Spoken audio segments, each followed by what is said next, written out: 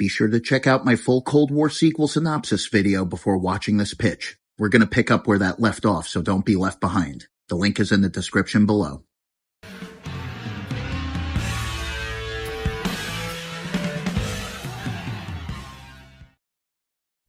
Hey guys, FDV here. It's been a long time since I've said that, but here we are. The Fan Film Idea Series is back. To kick off this new season, if you will, I wanted to do something special. Something that's been on my mind for a few years now, but has recently begun taking shape.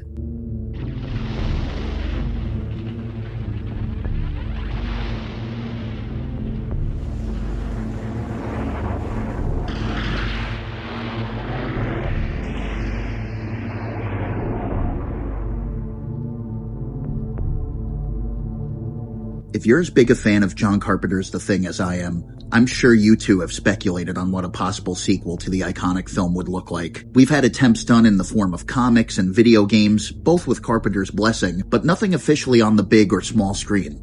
I'm not counting the 2011 prequel, not because I don't like it, but because, well, that's a prequel and we're talking post-Outpost 31 stories here. There have been short stories and video essays, even a new documentary in the works, which I'm absolutely hyped for. 2025 turned out to be a huge year for The Thing, not just for me, but for everyone, all culminating in a tease from Carpenter himself that a sequel film was being worked on now. As far back as the 90s, talks of a sequel were floating around, even teasing the return of Kurt Russell and Keith David as MacReady and Childs, using makeup and the excuse of severe frostbite in canon to excuse their noticeable change in age.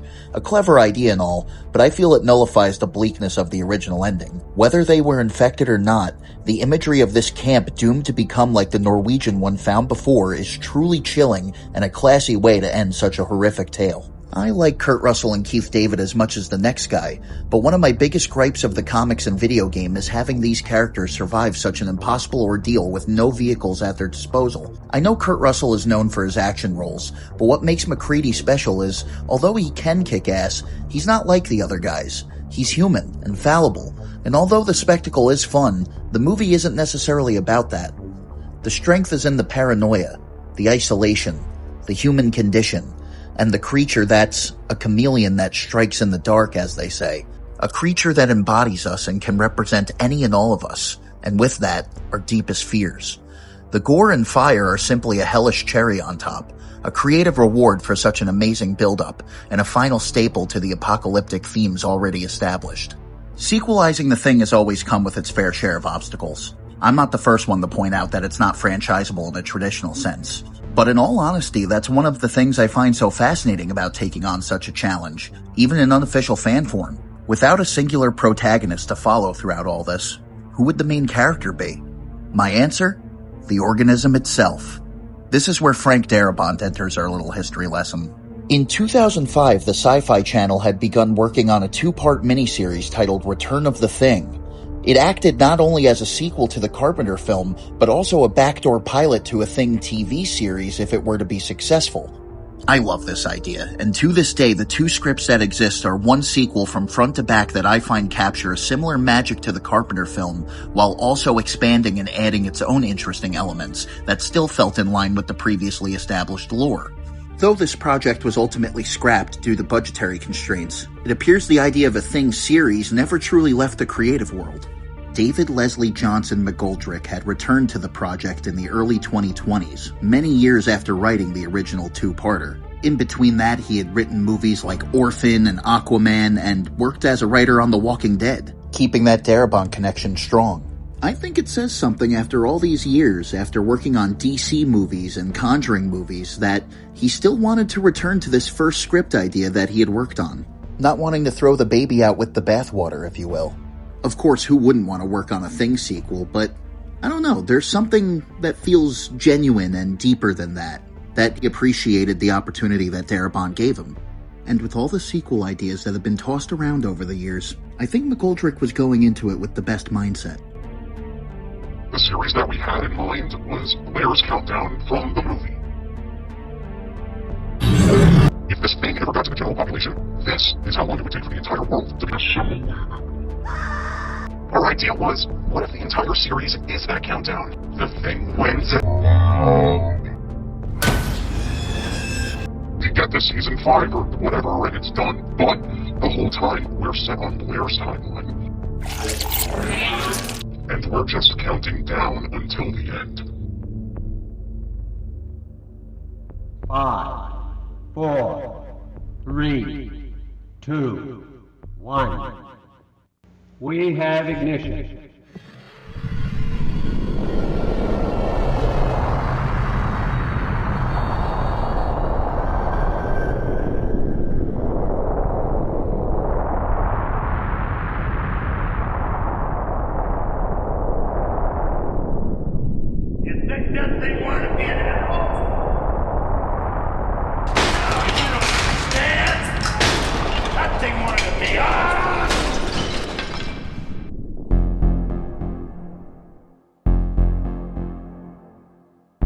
NBC Universal was apparently not too pleased with McGoldrick's idea, but I highly suggest they reconsider.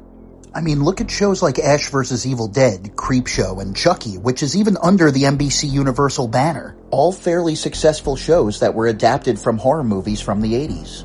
And looking back at Creepshow, that was produced by Greg Nicotero, who was also an executive producer on The Walking Dead, tying this back around to David Leslie Johnson McGoldrick and Frank Darabont. And who's that with John Carpenter when he got his star on the Hollywood Walk of Fame? Aside from two goats. Sorry, guys. That's right, it's Greg Nicotero. Makes me wonder why a deal can't be struck between NBC Universal and AMC to not only greenlight the thing, but even have it as a Shudder original. Seems like it would be the perfect match. I know Darabont was let go from The Walking Dead early, but McGoldrick continued to write for episodes throughout the seasons, and Nicotero continued to produce. And all three of them still seem to have a good working relationship, so it shouldn't affect the thing. Oh well, even if it's not meant to be with them on board, I still thought it would be fun to go over how I would do a Thing series in this detailed pitch of each season. Going off of McGoldrick's idea, this would be about a 5 to 6 season run. This is also why I asked you to watch the Cold War video first. I wrote it with the intention of being a 2-part pilot to this series. Much like the Return of the Thing idea, this was meant to be a 2-night event sort of thing. Game over, Whitley.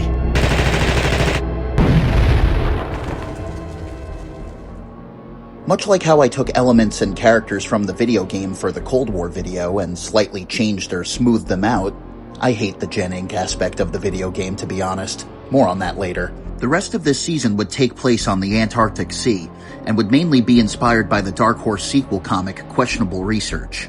It'll also share imagery to the second issue of the Thing from Another World comic as well, but less reliant on action to get the scares. It's also inspired by a pitched but scrapped sequel to the 2011 Thing where Kate was supposed to be on an oil rig or a ship of some kind. And along the way, this entire series will be incorporating elements of Frozen Hell, the expanded novelization that John W. Campbell wrote of Who Goes There. The last couple of pages of the copy I have even have notes of a possible sequel he was penning up, so we definitely have a lot to work with there. I understand that both the video game and comics do have their fans, so I didn't want to just erase everything without acknowledgement. I thought it would be cool to blend and meld, much like the organism itself. The video game, comics, and Return of the Thing idea all take place in different continuities, extra confusing by the fact that Carpenter claimed that both the comic and the game were both canon upon their releases.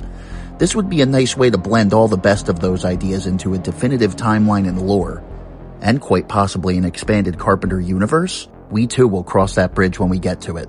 Just give me time, hear me out, and most importantly, enjoy. Watch Clark.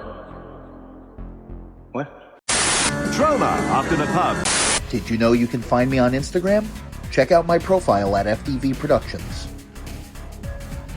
Holy shit, dude. No, dude, that was freaking awesome. Guys, everyone stop talking. Listen, that was the best thing I've ever seen in my freaking life.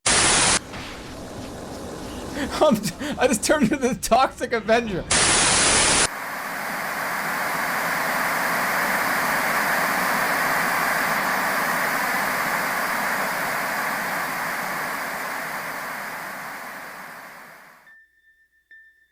For the rest of the first season, I decided to call this story arc The Thing Lives, a nice play on the old title that harkens back to another John Carpenter classic about assimilation and invasion. And also because Fletch lives, man. Plus, it just has that classic sci-fi feel.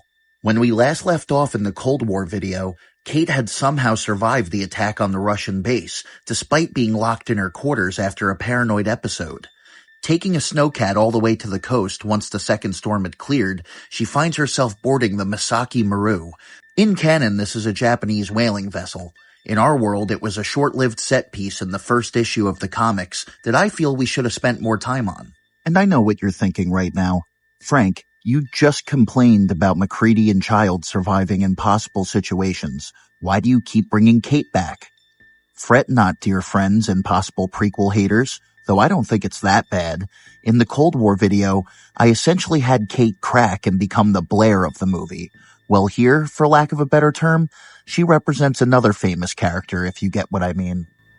The thing on a boat and/or submarine lends itself to such close-quarters paranoia and new ways of trickery, playing with the themes of the original movie while not treading the same ground like it can be argued with the prequel or, hell, even the Cold War video. But where the Cold War video was meant to be sort of a last hurrah for the classic Antarctica setting, this story is set to be more like The Thing by way of Frank Herbert's Under Pressure, with heavy emphasis on J-body horror influences. I love the idea of Shinya Tsukamoto being part of the cast as a callback to his earlier work like the Tetsuo trilogy, but also this man had parts in so many other legendary movies like Shin Godzilla and Silence. He'd be a genuinely interesting and exciting name to have on board, who plays a nefarious member of the Misaki's crew who takes part in illegal activity and practices. This leads to the ship being investigated by nearby Argentine military, unaware of the organism they're carrying. His character could become an unlikely ally, going through a redemption arc, but due to the Thing's manipulation, maybe this character change is perceived as suspicious to the rest of the crew who are used to his previous behavior. When Kate things out, the ship goes into lockdown and they must wait for the Argentinian rescue signal to be received, which it eventually is in the form of a sub.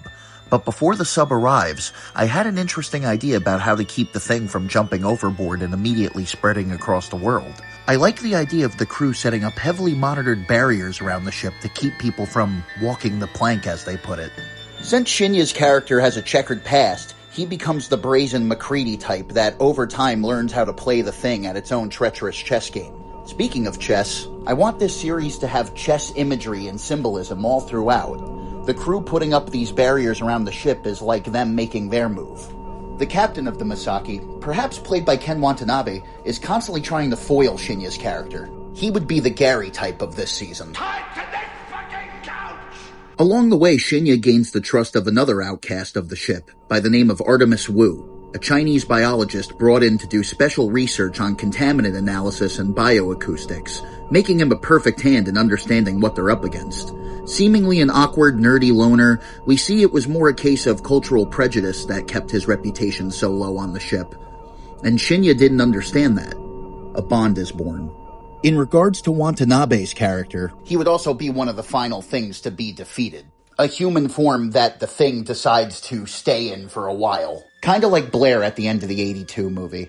Everything keeps going back to Blair. McGoldrick, you bastard, you have such a great mind. It's this Watanabe thing that would hijack the sub eventually.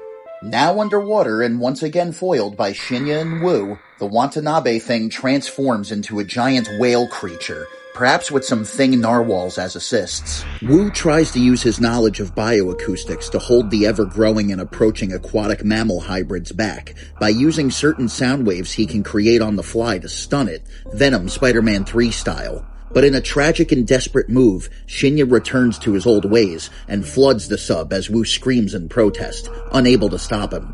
The sub sinks, and the Thing freezes out in the wreckage on the ocean floor, just in time before it could infect anything, as it was trapped within the metal capsule. It does work to defeat the Thing, for the time being at least, and Shinya makes it to the surface surprisingly, holding onto a piece of debris, but he's scared, crazed, starving and freezing to death, as he looks into the eyes of an odd-looking bird. He reaches for it and it flies away. As he dies, lowly chuckling to himself, almost a cry.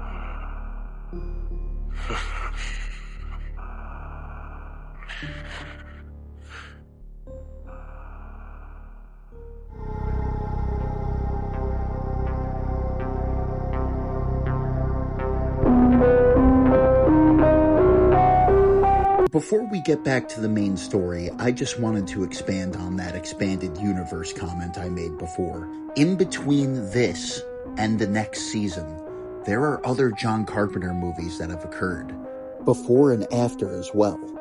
So let me take you to Starman. It's established that there are shape-shifting aliens out there. In fact, I like the implication that in this expanded universe, most aliens are shapeshifters or adapters in some way, with humans seen as the anomaly. Even trapped in these maladapted skins, this world doesn't want to change. After the autopsy, I wondered if the world had simply forgotten how to change, and how could these skins be so empty when I moved in? So I reached out. I took communion. I tasted the flesh of the world, and the world attacked me. It attacked me.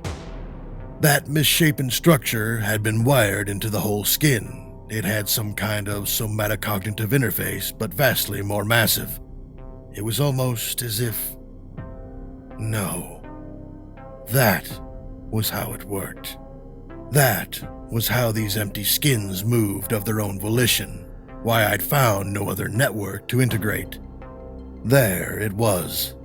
Not distributed throughout the body, but balled up into itself, dark and dense, and insisted. I had found the ghost in these machines. I felt sick. I shared my flesh with thinking cancer. We could establish a universe of shapeshifters and adapters that see the humans as weaklings because they don't change, but only to have them proved wrong with our survival instincts, predator style. He is a detriment to himself just as Earth is a detriment to the galaxy. What did you say? You act out the same cycles of self-destruction again and again. At this point, your planet is the least civilized in the entire galaxy. What did he say? Saying we're a bunch of fuck-ups. Hey! It is our basic human right to be fuck-ups! This civilization was founded on fuck-ups, and you know what? That makes me proud. Yeah, and me. What is it they say? To err is human. To err is human! So, There could be more peaceful aliens like the ones from Starman coming down to Earth to warn us of the oncoming threat and the apocalyptic visions their worlds have suffered. I've seen things you people wouldn't believe.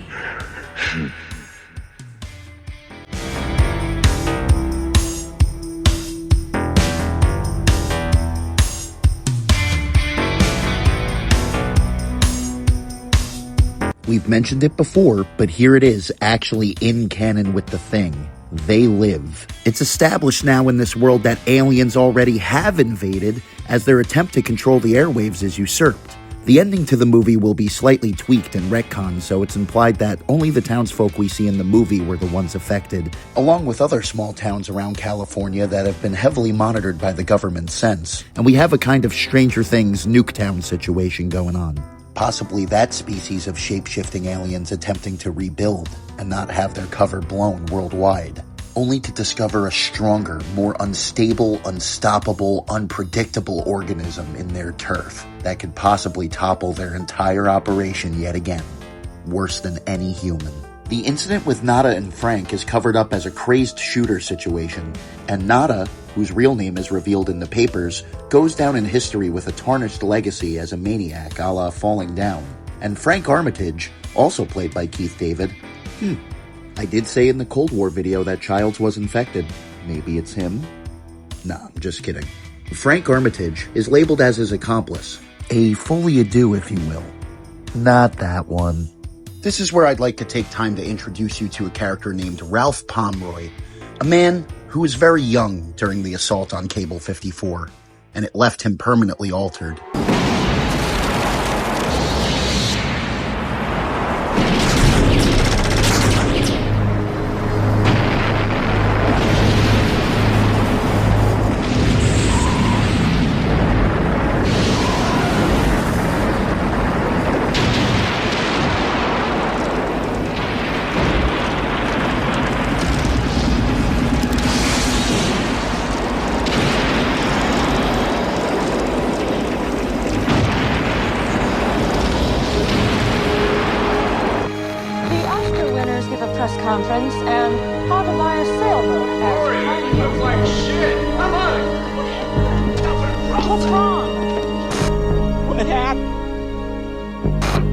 sex and violence on the screen has gone too far for me.